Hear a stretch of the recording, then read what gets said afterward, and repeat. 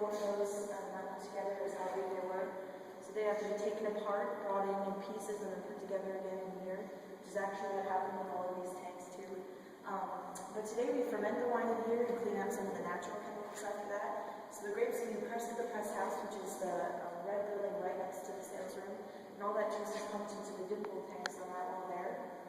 They go through a process called cold separation, where we refrigerate the inside of the tank down to about 40 degrees Fahrenheit, and any sediments left over in the juice will fall to the bottom, and we'll filter all those out.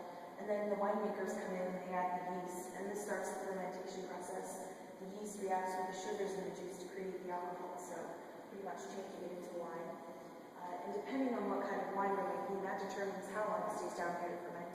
Our drier wines, like the Norton, spend a couple months down here fermenting, and our sweeter wines only a couple weeks. So this process also controls the alcohol content. Our drier wines tend to have a higher alcohol content because they ferment for longer than the sweeter ones. But the cream sherry and the port are exceptions of that, though. So once fermentation is over, all the wine is transferred into the tanks on this wall. They go through a process called cold stabilization, and the reason for this is after fermentation, a natural chemical occurs in the wine called potassium tartrate.